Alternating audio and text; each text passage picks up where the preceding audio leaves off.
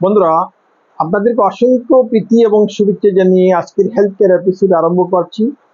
আজকের এপিসোডে আমরা ডায়াবেটিস পেশেন্টদের জন্য যে সকল ফল উপযোগী, যে সকল ফল খেলে ডায়াবেটিস পেশেন্টদের কোনো ক্ষতি হয় না, তো সেই সকল ফলের মধ্যে উল্লেখযোগ্য কয়েকটা ফল নিয়ে আমরা আলোচনা করব। তো বন্ধুরা, আপনারা সম্পূর্ণ ভিডিওটা দেখবেন। আপনাদের মধ্যে যারা এখনো আমার চ্যানেলকে সাবস্ক্রাইব করেন নাই, কাইন্ডলি সাবস্ক্রাইব করে নেবেন, বেল আইকনে ক্লিক করে অল বাটন অন করে রাখবেন। তো বন্ধুরা, আজকের টপিকটা হচ্ছে ফ্রুটস গুড ফর ডায়াবেটিস, অর্থাৎ যে সকল ফল ডায়াবেটিস পেশেন্টরা খেলে তাদের ব্লাডের মধ্যে সুগার বৃদ্ধি পায় না, তারা সেই সকল ফল খেতে পারে এবং সেই সকল ফল খেলে তাদের শরীরের মধ্যে কি হয়, ইনসুলিন ক্রিয়েট হয়। আমরা এই সকল ফল নিয়ে আলোচনা করব। বন্ধুরা, ডায়াবেটিস পেশেন্টরা সেই সকল ফল খেতে পারে না যে সকল ফলের মধ্যে গ্লাইসেমিক ইন্ডেক্স এবং গ্লাইসেমিক লোড বেশি থাকে। অর্থাৎ একজন ডায়াবেটিস পেশেন্ট সেই সকল ফল খেতে পারবে যে সকল ফলের মধ্যে গ্লাইসেমিক ইন্ডেক্স, তার একটা রেঞ্জ হচ্ছে নর্মাল যে রেঞ্জ, তো গ্লাইসেমিক ইন্ডেক্স 1 to 55 হচ্ছে নর্মাল রেঞ্জ, তার উপরে যদি হয় তো সেই ধরনের ফল ডায়াবেটিস পেশেন্টরা খেতে পারবে না।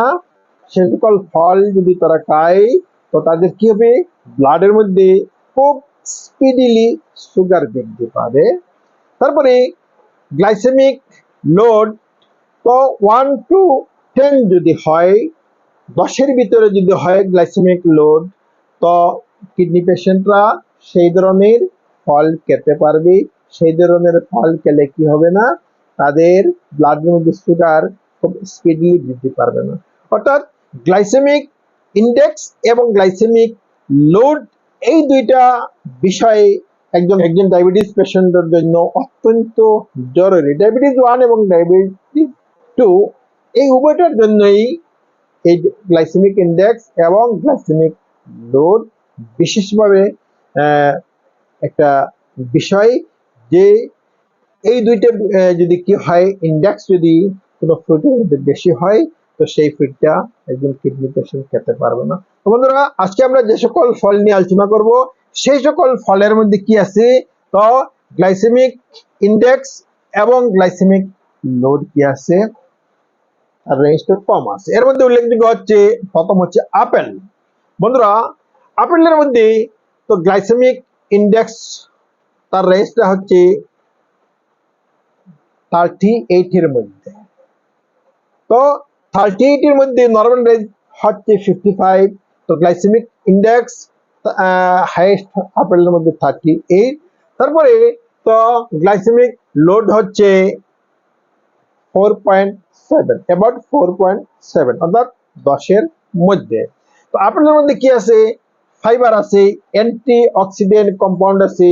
একজন ডায়াবেটিস পেশেন্ট কি করতে পারে, তো আপেল সেবন করতে পারে। কিন্তু একটা বিষয় বন্ধুরা, ডায়াবেটিস পেশেন্ট যে সকল ফল খেতে পারবে সেই সকল ফল কিন্তু তারা বেশি পরিমাণে খেতে পারবে না, তারা একটা মোটামুটি একটা পরিমাণ খেতে পারবে। তো আপেল তারা প্রতিদিন খেতে পারবে, তো কমপক্ষে একটা আপেল তারা একজন ডায়াবেটিস পেশেন্ট খেতে পারবে। নেক্সট যে ফ্রুট সেটা হচ্ছে বেরিজ ফ্রুট। তো এই বেরিজ ফ্রুটের মধ্যে বিভিন্ন ধরনের আছে, তো ব্লুবেরিজ আছে, ব্ল্যাকবেরিজ আছে, স্ট্রবেরিজ আছে। তো এই ধরনের ফ্রুটের মধ্যে গ্লাইসেমিক ইন্ডেক্স থাকে 28 to 40, অর্থাৎ হাইয়েস্ট 40-র মধ্যে। তারপরে গ্লাইসেমিক লোড থাকে, তো হাইয়েস্ট থাকে 7.2। তো এই বেরি সুইট ডায়াবেটিস পেশেন্টরা খেতে পারে। এই সকল ফ্রুট যদি ডায়াবেটিস পেশেন্টরা খায় তো কি হয়, তাদের সুগার বৃদ্ধি পায় না, তাদের শরীরের মধ্যে বিভিন্ন ধরনের সমস্যা এই ধরনের ফ্রুট দূর করে। তো এই ধরনের ফ্রুট ডায়াবেটিস পেশেন্টরা খেতে পারে। তারপরে কিউই ফ্রুট। বন্ধুরা, কিউই ফ্রুট অত্যন্ত একটা ফাইবার মিনারেল সমৃদ্ধ একটা ফ্লুইড। সেই ফ্লুইডের মধ্যে গ্লাইসেমিক ইন্ডেক্স তো উইদিন 50 মধ্যে গ্লাইসেমিক ইন্ডেক্স, এবং গ্লাইসেমিক লোড থাকে 7.7, ম্যাক্সিমাম 7.7। তো কি ফ্লুইডের মধ্যে যথেষ্ট ফাইবার আছে, তারপরে মিনারেলস আছে, যে কিউ ফ্লুইড কি করতে পারে, একজন কিডনি পেশেন্ট কিউ ফ্লুইড খেতে পারে। তারপরে হচ্ছে সাইট্রাস ফ্রুট। বন্ধুরা, সাইট্রাস ফ্রুট যেমন বিভিন্ন ক্যাটাগরির আঙ্গুর আছে, তারপরে কমলা আছে, এই ধরনের ফ্রুটের মধ্যে গ্লাইসেমিক ইন্ডেক্স 43 এর মধ্যে, তারপরে গ্লাইসেমিক লোড থাকে 4.4, অর্থাৎ অনেক কম। তো সাইট্রাস ফ্রুট ডায়াবেটিস পেশেন্টরা খেতে পারে। এই ধরনের ফ্রুটের মধ্যে কি আছে, তো যথেষ্ট ভিটামিন সি আছে, অ্যান্টিঅক্সিডেন্ট কম্পাউন্ড আছে। এই সকল ফল খেলে সুগারের পরিমাণ বৃদ্ধি পায় না, এবং শরীরের মধ্যে কি হয়, ইনসুলিনের পরিমাণ বৃদ্ধি পায়। তারপরে হচ্ছে অ্যাভোকাডোস। বন্ধুরা, অ্যাভোকাডোস অত্যন্ত ফাইবার সমৃদ্ধ একটা ফল। এই অ্যাভোকাডোসের মধ্যে গ্লাইসেমিক ইন্ডেক্স থাকে 40 মধ্যে, এবং গ্লাইসেমিক লোড যেটা সেটাও 10 মধ্যে থাকে। তো ডায়াবেটিস পেশেন্টরা ইজিলি কি করতে পারে, তো অ্যাভোকাডো ফলটা সেবন করতে পারে।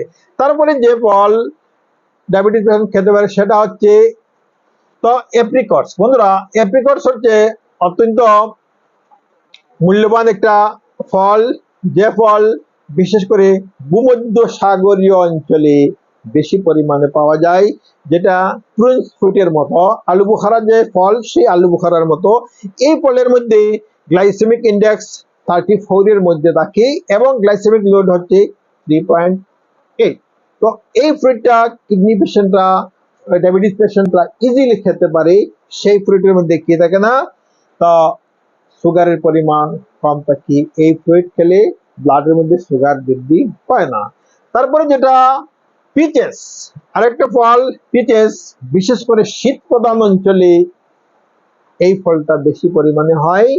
তো এই পিচেসের মধ্যে কি থাকে, গ্লাইসেমিক ইন্ডেক্স 28 থাকে, এবং গ্লাইসেমিক লোড 3 এর মধ্যে থাকে, অনেক কম থাকে। তো এই ফল পিচেস যে ফল ডায়াবেটিস পেশেন্টরা ইজিলি খেতে পারে। এই ধরনের ফল খেলে, পিচেস খেলে কি হয় না, তাদের ব্লাডের মধ্যে সুগার বৃদ্ধি পায় না।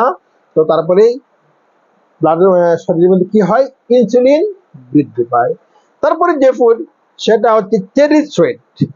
তো চেরি সুইটের মধ্যে কি থাকে, গ্লাইসেমিক ইন্ডেক্স 22, অনেক কম থাকে 22, এবং গ্লাইসেমিক লোড থাকে 2.7, অনেক কম। পেশেন্টরা কি করতে পারে, চেরি ফ্রুট খেতে পারি।